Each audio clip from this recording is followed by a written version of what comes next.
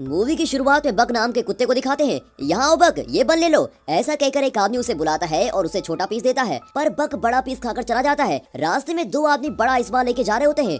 बक पानी के बदले आइस बार को चाटकर मजे से चला जाता है और पीछे से एक लड़की उसे न्यूज़पेपर लेने को कहती है। ये बक के ओनर की हाउसकीपर है। बक न्यूज़पेपर वाले से उस दिन का न्यूज़पेपर ले लेता है। रास्ते में एक पोस्टमैन साइकिल पर जा रहा होता है। उसे देखते ही न्यूज़पेपर वहीं छोड़कर बक उसका पीछा करने लगता है। पीछे से एक आदमी बक को देख रहा होता है और न्यूज़पेपर उठाकर पढ़ता है। उसमें छपा होता है कि इस ब्रीड का कुत्ता दिलाने वाले को मोटी रकम दी जाएगी। उसे पढ़कर वो आदमी बक को देखता है। बक पोस्टमैन का पीछा नहीं छोड़ता और कुछ दूर पर बेचारा पोस्टमैन गिर जाता है। वो हाउसकीपर से कहता है कि कुत्ता संभालो मैडम, मुझे मरवाओगी क्या? वो लड़की बक से कहती है, बक तुम घर जाओ और सबको जगाओ, गुड बॉय। बक घर में सबको जगाने के बजाय उन्हें टॉर्चर कर रहा होता है। उन बेचारों के बेड पर कूद कूद कर उन्हें हवा में उड़ा रहा होता है। वो इतनी तेज भागता है कि किचन में रखे कप्स भी वाइब्रेट करने लगते हैं। वहाँ के कुक्स भी बक की आवाज सुनते ही सारा खाना छुपा देते हैं और अब बक तेजी से किचन में आता है तो वहाँ खाने की कोई चीज नहीं दिखाई देती। बेचारा बक बेबस होकर नौकरों को देखने लगता है, लेकिन वे बक को कुछ नहीं देते और उसे बाहर भगा देते हैं। फिर बक को उसका ओनर घर के बाहर लेके जाता है और दरवाजा बंद कर देता है, पर बक खिड़की से अंदर आने के लिए फिर से कूद रहा होता है। पर ओनर कहता है कि आज के दिन तुम बाहर रहोगे और तुम खुद ही डिसिप्लिन सीख जाओगे। इतने में बक एक खरगोश को देखता है और उसके बिल तक उसका पीछा करता है। फिर वो अपना सर बिल में घुसा देता है। जब वो सर बाहर निकालता है तो देखता है कि वहाँ बहुत सारे लोग आ रहे हैं। तब पता चलता है कि घर में मेहमान आए हैं और उन्हीं के लिए शानदार दावत तैयार हो रही है। अब लॉन में सारा खाना सेट कर दिया जाता है, जिसे देखकर बक खुशी से झूम उठता है। तभी सारे गेस्ट ग्रुप फोटो खिंचवा रहे होते हैं। तभी क्लिक करते वक्त मुंह में एक लेग पीस लिए बक बीच में आकर फोटो के लिए पोज करता है और सभी चौंक कर बक को देखते हैं। फिर टेबल को देखते हैं तो लगता है जैसे खाने पर बवंडर गुजरा हो।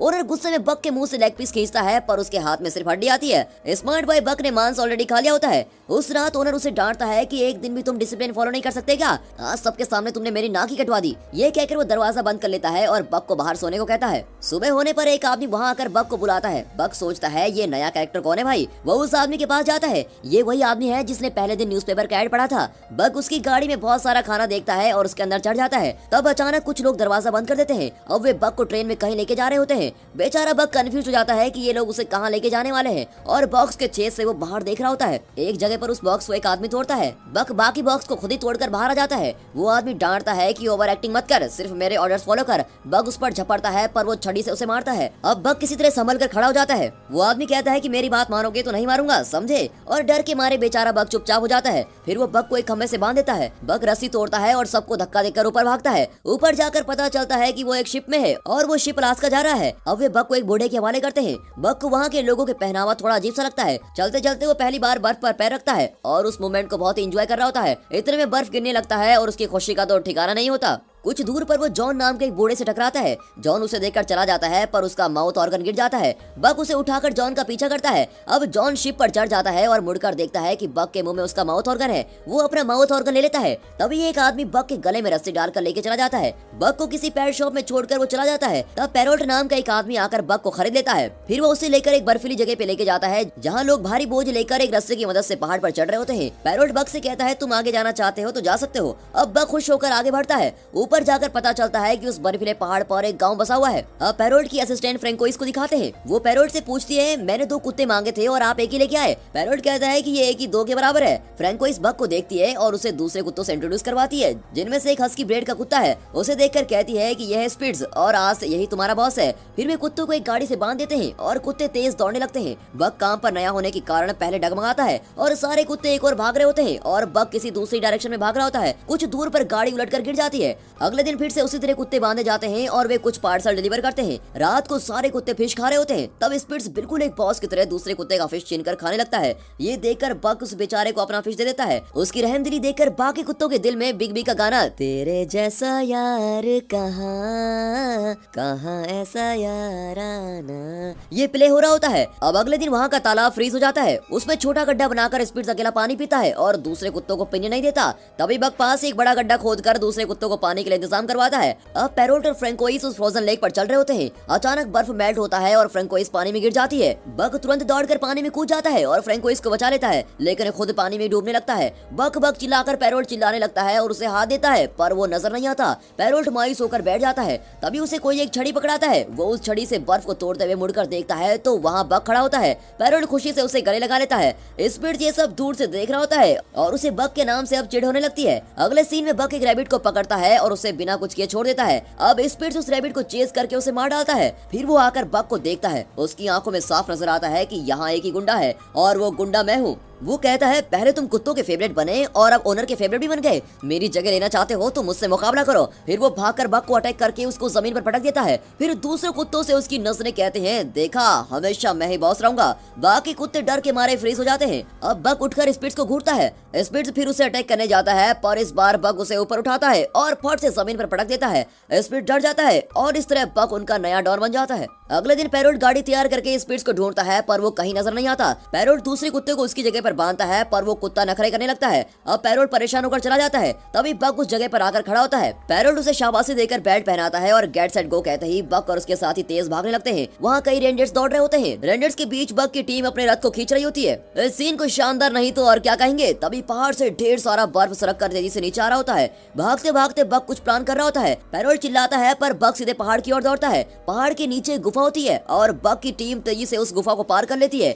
और वे दूसरी तरफ निकल जाते हैं। इस तरह हमारा समझदार बग सबको बचा लेता है। फिर वे अपने डेस्टिनेशन की ओर दौड़ रहे होते हैं, पर वहाँ लोगों को देखकर बग सडन ब्रेक मारता है। उसे पता नहीं होता कि अगले सेकंड सारे कुत्ते उसके ऊपर क्रश करने वाले हैं। ये देखकर तो हमें भी हंसी आ जाती है। तभी पैरोट बग को बताता है कि हम सिर्फ लेटर्स डिलीवर नहीं करते, बल्कि उनमें कई लोगों का दुख सुख प्यार जैसे कई इमोशन का पैकेज डिलीवर करते हैं और ये हमारा काम नहीं बल्कि हमारी जिम्मेदारी है। अगले दिन वहाँ जॉन को देखकर बग फिर अचानक रुक जाता है और उसके साथी भी रुकते हैं, पर झटके की वजह से पैरोट गिर जाता है और पूछता है यार बग तू हमेशा सडन ब्रेक क्यों मारता है। इतने में जॉन एक लेटर देकर कहता है सॉरी मैं लेट पहुंचा, पर यह खत मेरे बीवी को दे दीजिए। बग वो खत पैरोट को दे देता है और अब गाड़ी आगे बढ़ती है। एक दिन पैरोट को खत मिलता है कि ये डिलीवरी सर्विस बंद हो चुकी है और आगे से तुम्हें काम नहीं दिया जाएगा। ये बात वो बग के साथ शेयर करता है और कहता है कि अब यहाँ टेलीग्राम नाम की कोई सर्विस आने वाली है और आगे से तुम्हें ही अपने साथियों का ध्यान रखना होगा। ये कहकर पैरोट और फ्रैंकोइस उदास होकर वहाँ से चले जाते हैं। बग और उसके साथी भी उदास हो जाते हैं। फिर वहाँ हल नाम का आदमी आकर सबको अपनी गाड़ी से बांध देता है और गाड़ी में बहुत भारी चीजें रख लेता है। बग की टीम से बिल्कुल भी खींचा नहीं जाता।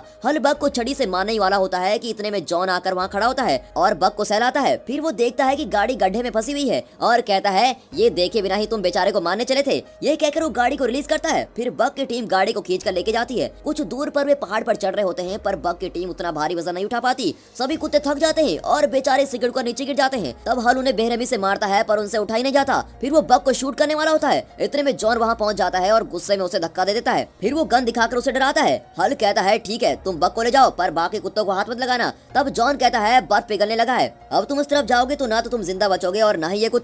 पर वो आदमी जिद करता है और बाकी कुत्तों को साथ लेकर चला जाता है। जॉन बग को अपने घर लेके जाता है और बग वहीं आराम करता है। दूसरे दिन वो जरा ठीक हो जाता है और देखता है कि सामने का बर्फ पिघलकर अब नदी बन गई होती है। तब जॉन कहता है बग मुझे डर है कि उस बेवकूफ आदमी के कारण तुम्हारे साथी इस नदी में बह गए होंगे। ये सुनकर बग बड़ा ही मायूस हो जाता है। शाम को जॉन एक बार में बैठकर पी रहा होता है। बग खिड़की से उसे देखता है। तभी हल वहाँ आता है और जॉन को मारने लगता है। बग अंदर जाकर हल को अटैक करता है, पर जॉन उसे रोक लेता है। फिर दोनों घर लौट आते हैं। अब बग जॉन की शराब की बोतल बर्फ के अंदर छुपाकर उसके ऊपर बैठ जाता है। तब जॉन कहता है बग वो बोतल मुझे दे दो, मैं उसके बिना नहीं रह सकता। वो बग को हटाने की कोशिश करता है, पर बग वहीं अड़ा रहता है। जॉन कहता है तुम तो वाकई स्ट्रॉन्ग हो, पर यार मेरे बेटे की मौत के बाद मेरी वाइफ और मैं अलग हो गए थे। इतने साल में यहाँ अकेला रहा और अब तुम ही मेरे साथी हो। उसकी बात सुनकर बग उससे चिपक जाता है। अगले दिन जॉन एक मैप दिखाकर कहता है कि मेरा बेटा ऐसी जगह जाना चाहता था जो किसी मैप में नहीं है, क्या तुम ऐसी एडवेंचर ट्रिप पर मेरे साथ चलोगे। फिर दिखाते हैं कि जॉन और बग एक छोटी बोट पर बैठकर नदी में जा रहे होते हैं और एक खूबसूरत एरियल शॉट में पानी के अंदर की मछलियां साफ दिखाई देती हैं। दोनों दिन भर बोट में ट्रेवल करते हैं और रात को एक जगह रुककर आराम करते हैं। इस तरह उनका सफर चल रहा होता है।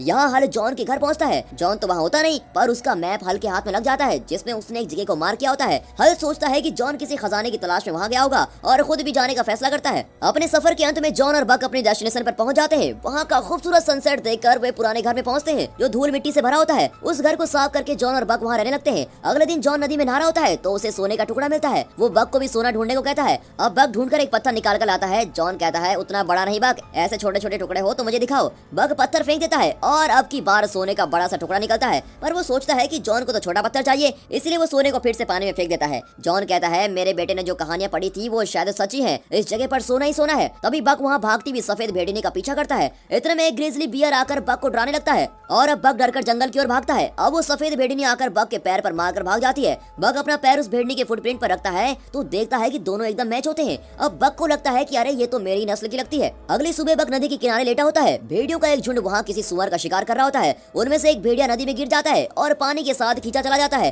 कुछ दूर पर एक पेड़ गिरा हुआ होता है और भेड़िया उसे पकड़ लेते हैं। इतने में बग जल्दी से जाकर उस पेड़ को जमीन की तरफ मोड़कर उसे बचा लेता है और अब सारे भेड़िए बग के फ्रेंड्स बन जाते हैं। वे बग को शिकार करना सिखाते हैं। बग हर चीज में माहिर हो जाता है। वो दूसरे जानवरों, पक्षियों और मछलियों का भी शिकार करता है, लेकिन वो अपना हर शिकार जॉन को ला कर देता है। जॉन हंसकर कहता है कि यार तुम्हारे रंग ढंग से तो लगता है कि तुम मुझे आदि मानव बना दोगे। जॉन देखता है कि बक उस सफेद भेड़नी के साथ घुल मिल गया है और उसने अपना जीवन साथी ढूंढ लिया है। उस रात वो बक से कहता है कि ये दुनिया बहुत ही बुरी है, कल क्या होगा ये कोई नहीं बता सकता। मैंने सोचा भी नहीं था कि मैं अपने बेटे को खो दूंगा, पर आज उसके बिना मैं अकेला जी रहा हूँ और अब तो मैं बूढ़ा भी हो चुका हूँ। तुम अपने जीवन साथी के साथ खुश रहना, इंसानों के झंझट में मत पड़ना। अब मेरा अंत आ गया है और मैं अपनी आखिरी सांस यही लूंगा। ये कहकर वो घर के अंदर चला जाता है। बक जंगल में जाकर भेड़ियों के साथ रहने लगता है। अब दिखाते हैं कि वो पुराना घर जल रहा होता है। उसे देखकर बक जंगल से निकलकर घर की ओर भागता है। इतने में हल जॉन को शूट कर देता है और उससे सोने का टुकड़ा मांगता है। जॉन उसे सोना दे देता है। सोना लेने के बाद हल उसे फिर से शूट करने जाता है कि इतने में बक उस पर अटैक करता है। हल उसे छड़ी दिखाता है, लेकिन बक छड़ी को मुंह में पकड़ लेता है और छड़ी के साथ ही हल को जलते हुए घर के अंदर खींच ले जाता है। उसे वहीं छोड़कर वो जॉन के पास आता है। जॉन की आंखें भर आती हैं और वो कहता है बक तुम मेरे लिए वापस आए, मेरा आखिरी समय आ गया है, तुम जाओ और अपने साथियों के साथ खुश रहो। ये कहकर वो बेचारा वहीं दम तोड़ देता है। अब बक वापस जंगल में अपने साथियों के साथ चला जाता है।